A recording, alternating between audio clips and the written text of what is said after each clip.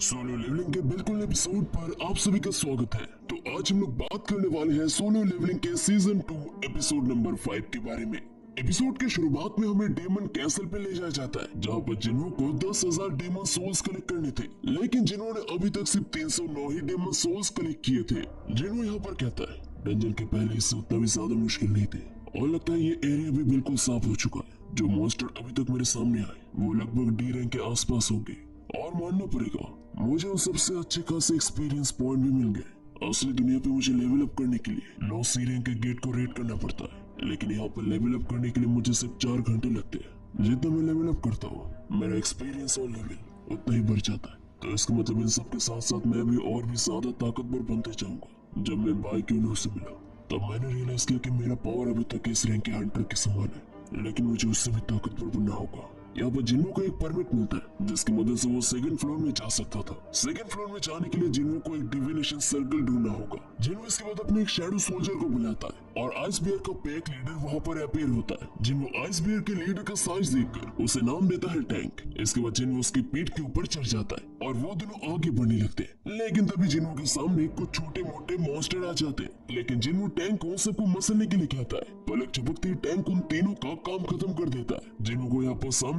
आसमान से एक तेज रोशनी देखने मिलता है और वही पड़ी था डिविनेशन सर्कल। जिन्हों और टैंक वो दोनों उसी सर्कल की तरफ पढ़ने लगते हैं। इसके बाद हमें यूएसए पे हंटर्स ब्यूरो पे ले जाया जाता है। रिसेंटली एक डंजन के अंदर जो इंसान मिला था उस इंसान को बंदी बना के यूएसए के हंटर ब्यूरो पे ले जाया जाता है। हमें जानने मिलता है ये बंदा एक कोरियन हंटर है, लेकिन किसी को समझ नहीं आ रहा था कि आखिरकार एक कोरियन हंटर यूएसए पे क्या कर रहा है, और वो भी एक डंजन पे। उस बंदे का दावा है कि वो 10 साल से डंजन के अंदर ही अटका हुआ था और किसी तरह 10 साल बाद वो अचानक से यहाँ पर आ गया। सभी लोग ये सस्पेक्ट कर रहे थे कि ये बंदा कोई मैजिकल बीस्ट है जिसके अंदर किसी इंसान की यादें हैं। वो लोग ऐसे खतरनाक पर्सन को अकेले नहीं छोड़ सकते थे, तो इसलिए उन्होंने स्कारवेंजर गिल्ड से एक इस रैंक के हंटर को बुलाया था जो कोरियन जानता है। वो लोग यहाँ पर बात कर रहे थे वाइंग टॉन्सू के बारे में, जो रिसेंटली कोरिया से यूएसए पे लौट चुका था, लेकिन जिन्हों को ना मार पाने की वजह से वो काफी ज्यादा फ्रस्ट्रेट था। इसके बाद फिर से हमें डेमन कैसल पे ले जाया जाता है। जिन्हों यहाँ पर एज्यूम करते कि शायद इस डेमन कैसल के 100 फ्लोर्स हैं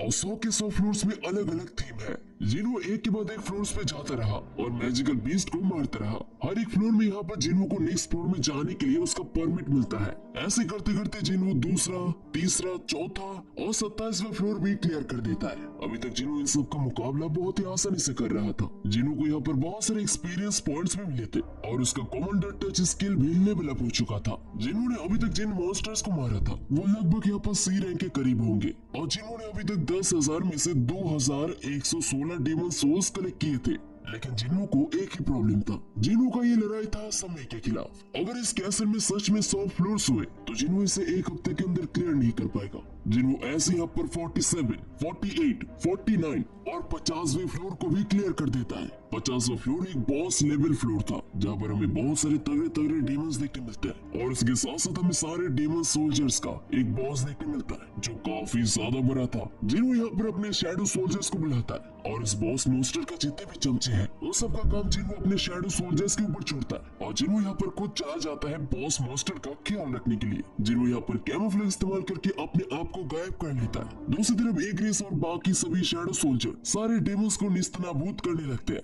जिन्हों अपने शैडोज के परफॉर्मेंस से बहुत ही ज्यादा खुश दिख रहा था और उसके साथ साथ क्योंकि जिन्हों ने अपने इंटेलिजेंस स्टैट्स को भी बढ़ाया था, तो इसी वजह से जिन्हों के शैडो सोल्जर्स भी बहुत ही ज्यादा ताकतवर हो चुके थे। लेकिन जो बॉस मोस्टर था वो अभी तक अपनी जगह से हिला नहीं था। लेकिन ये कहने की बात ही अचानक से वो बॉस मोस्टर वहाँ से पलक झपकते ही गायब हो जाता है और वो अचानक से जिन्हों के शैडो सोल्जर्स के पास पहुंच जाता है। वो इतना ज्यादा तेज था कि जिन्हों और जिन्हों के शैडो सोल्जर्स रिएक्ट भी नहीं कर पाए थे। पलक झपकते वो अपने बेसबॉल जैसे बैट से जिन्हों के सारे शैडो सोल्जर्स को निस्तनाबूद कर देता। यहाँ तक कि एग्रिस भी उसके सामने कुछ भी नहीं था। जिन्हों इसको देखकर और खड़ा नहीं रह पाता। वो तेजी से भागकर उस बॉस मॉन्स्टर का सामना करने के लिए चला जाता है और सीधे जाकर उसके बड़े से तोंद पे बहुत ही जोर का पंच मारता है। जिन्हों उस मॉन्स्टर को इतना जोर से पंच मारता है कि पूरा फ्लोर यहाँ पर कांप जाता है और वो मॉन्स्टर उड़कर बहुत ही ज्यादा दूर चला जाता है। जिन्हों भी अपनी इस ताकत को देखकर काफी ज्यादा हैरान हो जाता है। जिन्हों अपने मन ही मन कहता है मैंने उसे अपनी पूरी ताकत से हमला तो किया, लेकिन वो इतना ज्यादा दूर तक उड़कर जाएगा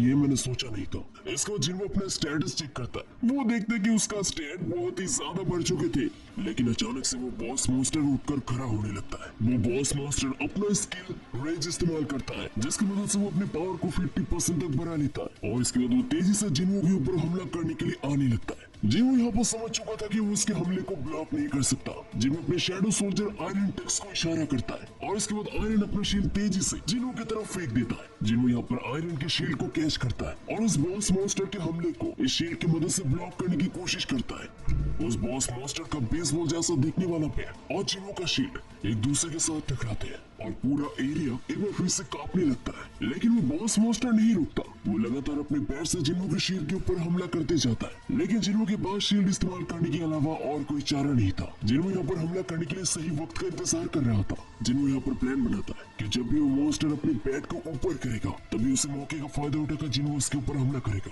वो मॉन्स्टर जैसे अपने बैट को हमला करने के लिए ऊपर करता है, जिन्हो तुरंत उस शील्ड को नीचे फेंकता है और अपनी डैगर लेकर जंप करता है। लेकिन वो मॉन्स्टर काफी ज्यादा चालाक था। वो जिन्हो के मूव को एंटीसिपेट कर लेता है और अपने बैट का डायरेक्शन ऊपर से अभी साइड में कर लेता है। वो साइड से जिन्हो के ऊपर बैट चलाने वाला था। जिन्हो को यहाँ पर समझ नहीं आता कि आखिरकार वो इस हमले को कैसे ब्लॉक करे। तभी इसके बाद जिन्हो एक आइडिया लगाता है। वो सबसे पहले अपने डैगर को पीछे फेंकता है और इसके बाद अपने कमांडर टच स्किल को इस्तेमाल करके अपने आप को पीछे कर लेता है जहाँ पर उसका डैगर था, और इसी तरह जिन्हो उस बॉस मॉन्स्टर के हमले से बचकर निकल जाता है। जिन्हो यहाँ पर मन ही मन कहता है, मेरे इस डैगर से मैं इसके ऊपर छोटे मोटे हमले कर सकता हूँ, जो मेरे लिए काफी ज्यादा खतरनाक होगा। मुझे कैसे भी करके इसकी स्पीड को धीमा करना होगा। तभी जिन्हो को अचानक से एक टूटा हुआ बिल्डिंग देखने मिलता है। जिन्हो अचानक से तेजी से भागकर उस टूटे हुए बिल्डिंग की तरफ दौड़कर जाने लगता है। वो मॉन्स्टर भी यहाँ पर जिन्हो का ही पीछा करने लगता है, और जिन्हो जैसे उस बिल्डिंग के पास पहुंचता है, वो तुरंत उस टूटी हुई बिल्डिंग के ऊपर चढ़ जाता है और उस बड़े से बिल्डिंग को उस मॉन्स्टर के ऊपर गिरा देता है। और इसी मौके का फायदा उठाकर जिन्हो अपने दोनों डैगर से उस बॉस मॉन्स्टर के ऊपर हमला कर देता है। इसके बाद हमें व्हाइट टाइगर गिल के मिस्टर आहान और मिस पर्क के पास ले जाया जाता है, जो जिन्हो को हर तरफ ढूंढ रहे थे। यहाँ तक कि वो जिन्हो के घर पे गए थे और वहाँ से उनको पता चला कि जिन्हो 7 दिन के लिए एक ट्रिप पे गया है। लास्ट टाइम जिन्हो को शहर के बीच में देखा गया था, जो काफी ज्यादा मिस्टीरियस था। मिस पर्क कहती है, शायद किसी ने संग जिन्हो को किडनैप कर लिया होगा। मिस्टर आहान कहते हैं, क्या संग जिन्हो और किडनैप? उसे किडनैप करने के लिए हमें बहुत सारे हाई रैंकिंग हंटर्स चाहिए होंगे। पता नहीं कि आखिरकार वो कहाँ पर होगा।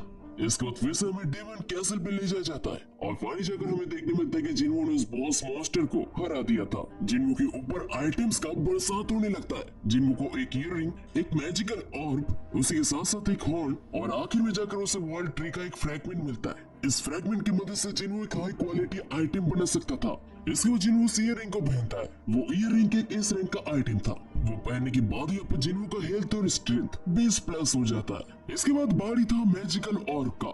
इस मैजिकल ऑर्ब की मदद से किसी भी मैजिक यूजर का पावर 2 गुना बढ़ाया जा सकता था। जिन्हो जब इन सबको देख ही रहा था, तभी अचानक से इग्रिस जिन्हो के सामने सभी मॉन्स्टर का सर लेकर आने लगता है, और इसके बाद वो जिन्हो के सामने झुक जाता है। जिन्हो कहता है, क्या तुम ये करना बंद कर सकते हो? तुम्हें देखकर वो भी ऐसा ही करने की कोशिश करता है। हमें देखने मिलता है आयरन भी इग्रिस की तरह मॉन्स्टर का बॉडी जिन्हो के सामने लेकर आने लगता है। जिन्हो कहता है, चलो ठीक है, तुमने मुझे अपना शील्ड देकर मदद की थी। लेकिन जिन्हो को जैसे शील्ड के बारे में याद आता है, तभी जिन्हो कुछ रियलाइज करता है। अचानक से जिन्हो यहाँ पर अपने मेजेस को बुलाने लगता है और जिन्हो उन मेजेस को वो ऑर्ब दे देता है और एक बिल्डिंग के ऊपर एक स्पेल इस्तेमाल करने के लिए कहता है। वो मेज अपने हाथ में वो ऑर्ब लेता है और इसके बाद वो एक फायर स्पेल इस्तेमाल करता है। हमें एक बहुत ही बड़ा आग का गोला देखने मिलता है और इसके बाद वो मेज उस बड़ी से आग के गोले को उस बिल्डिंग की तरफ फेंकता है। सिर्फ एक ही शॉट से वो बिल्डिंग चूर चूर हो जाता है। जिन्हो भी इसके पावर को देखकर काफी ज्यादा हैरान हो जाता है। इसके बाद वो मेज जिन्हो को वो ऑर्ब लौटा देता है। इसके बाद फिर से हमें यूएसए पे ले जाया जाता है। वाइंग दाउसो यहाँ पर उस बंदे के साथ पूछताछ करने के लिए आ चुका था। वाइंग दाउसो कहता है, ये काफी इंटरेस्टिंग बात है। एक ऐसा मैजिकल बीस्ट जो इंसान की भाषा जानता है और ऊपर से वो भी कोरियन।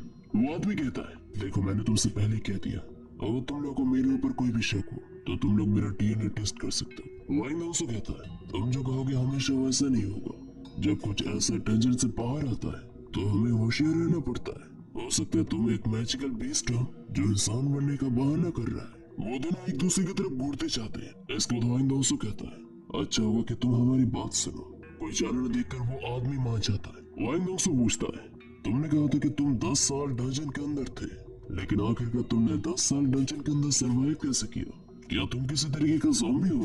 वो आदमी मना करता है। इसके बाद वाइंग से पूछता है, तो मुझे एक बात बताओ, एक आदमी जो मर चुका है, क्या वो अचानक से एक डंजन से जिंदा बाहर निकल सकता है? वो आदमी कहता है, नहीं, ये बिल्कुल पॉसिबल नहीं है। लेकिन मुझे एक बात बताओ, तुम्हें मैजिकल बीस्ट के बारे में कितना पता है? ये सुनकर वाइंग दोंगसू चुप हो जाता है। इसके बाद वाइंग दोंगसू कहता है, तो क्या तुम ये दावा कर रहे हो कि तुम्हें हमसे ज्यादा पता है? इसके बाद वो आदमी कहता है, डंजन्स, गेट्स, मैजिकल बीस्ट, ये सब एक प्लान का हिस्सा है। हाल ही फिलहाल में कुछ बहुत ही खतरनाक लोग अपने गहरी नींद से जाग चुके हैं और वो सब इस दुनिया को खत्म कर देंगे। वाइंग दोंगसू कहता है, ये सब क्या है और कौन इस दुनिया को खत्म कर देगा? वो आदमी कहता है, मैं आपको इसके बारे में नहीं कह सकता। वाइंग दोंगसू इसके बाद कहता है, तो तुम ये कहना चाहते हो कि तुम हमें बचाने के लिए आए हो, लेकिन तुम कह नहीं सकते कि तुम हमें किससे बचाओगे? लेकिन तुम जानते हो ना कि यहाँ पर बहुत सारे लोग हैं। वो आदमी कहता है, चाहे कोई भी आ जाए, उन सब के सामने सब कुछ बेकार है। तुम्हें मेरी बात समझनी चाहिए, आखिरकार तुम भी काफी स्ट्रॉन्ग ही हो। ये सुन के बाद वाइंग दोंगसू का खून खोल जाता है। इसके बाद वाइंग दोंगसू उस बंदे की इंफॉर्मेशन पे नजर डालता है। इस बंदे का नाम था संग इल वन। दाढ़ी और बालों को अगर छोटा कर दिया जाए तो इसकी प्रोफाइल पिक्चर के साथ इसका तोबरा बिल्कुल मैच करता है। लेकिन वाइंग दोंगसू को एक बात समझ नहीं आता कि 10 साल डंजन के अंदर रहने के बाद भी उसका उम्र क्यों नहीं बढ़ा। वाइंग दोंगसू उस बंदे का एक्सपीरियंस देखकर कहता है, वैसे तुम्हारा एक्सपीरियंस तो काफी अच्छा है। अगर तुम आज एक हंटर होते तो तुम्हारे पास पैसे ही पैसे होते और तुम्हारी बीवी और 2 बच्चे भी है। लेकिन वाइंग दोंगसू जैसे उस बंदे की बेटी का नाम देखता है, वो काफी ज्यादा शौक हो जाता है। वाइंग दोंगसू पूछता है, क्या तुम्हें अपने बेटी का नाम याद है? वो बंदा कहता है, मेरे बेटी का नाम संग जिन्हा है। वाइंग दोंगसू इसके बाद उसके बेटे का नाम पूछता है। वो बंदा कहता है, मेरे बेटे का नाम संग जिनवू है। यानी कि ये बंदा था जिन्हा और जिनवू का बाप। और ये देखने के बाद वाइंग दोंगसू स्माइल करता है। इसके बाद जिनवू के फादर पूछते हैं कि आखिरकार क्या हुआ है, लेकिन वाइंग दोंगसू जवाब नहीं देता और कहता है, मैंने तुमसे पहले कहा था ना, मैं अकेले यहाँ पर सवाल पूछूंगा और जवाब तुम दोगे। इसके बाद जिनवू के फादर भी अपना ऑरा रिलीज करते हैं और कहता है, मुझे अभी के अभी जवाब चाहिए। वाइंग दोंगसू कहता है, अच्छा, अगर मैंने जवाब नहीं दिया तो तुम क्या करोगे? जिनवू के फादर कहते हैं, अगर तुमने मुझे जवाब नहीं दिया तो मैं तब तक तुम्हें मारते रहूंगा जब तक तुम जवाब नहीं दे देते। इसके बाद वाइंग दोंगसू हंटर एसोसिएशन वालों को कहता है कि ये एक मैजिकल बीस्ट है और ये बहुत ही जल्दी हमला करने वाला है। वाइंग दोंगसू यहाँ पर जल्द से जल्दी सभी को यहाँ से निकलने के लिए कहता है। इसके बाद वाइंग दोंगसू कहता है, दरअसल मैं तुम्हारे बेटे से मिलने कोरिया पे गया था और मुझे जान मिला कि उसका काम तमाम हो चुका है। ये सुनकर जिनवू के फादर काफी ज्यादा हैरान हो जाते हैं। इसके बाद वाइंग दोंगसू कहता है, लगता है तुम्हें भी मुझे वहाँ पर ही भेजना होगा। इसके बाद फिर से हमें डेमन कैसल पे ले जाया जाता है। जिनवू यहाँ पर नेक्स्ट फ्लोर में आ चुका था, जहाँ पर जिनवू को अनडेड आर्मी देखने मिलता है और इसी के साथ साथ वहाँ पर अनडेड्स का बॉस भी था। जिनवू भी यहाँ पर अपने शैडो सोल्जर्स को समन करता है और जिनवू के shadow soldiers versus undead army का बैटल शुरू हो जाता है। जिनवू के शैडो सोल्जर्स एक के बाद एक सभी को काटते जाते हैं, जिसे देखने के बाद यहाँ पर अनडेड आर्मी का बॉस काफी ज्यादा हैरान हो जाता है। अनडेड आर्मी के बॉस को इतना सरप्राइज देखकर जिनवू कहता है, क्या हुआ, ऐसे हमारी तरफ क्यों देख रहे हो? तुम्हें क्या लगा था कि हम लोग कमजोर होंगे? खैर जो भी हुआ, मेरा काम तुम लोगों को मारना है और वो मैं अच्छे से करूंगा। और इसके बाद जिनवू अपना डैगर लेके उस अनडेड मॉन्स्टर के बॉस को एक ही झटके में खत्म कर देता है। And that's it for the solo leveling season 2 episode number 5। तो एपिसोड आप लोगों को कैसा लगा जरूर से मेरे को ऑब्वियसली कमेंट करो एंड चैनल में तो चैनल को सब्सक्राइब करो। तो बस मिलते हैं अगले वीडियो के साथ, तब तक के लिए बाय बाय।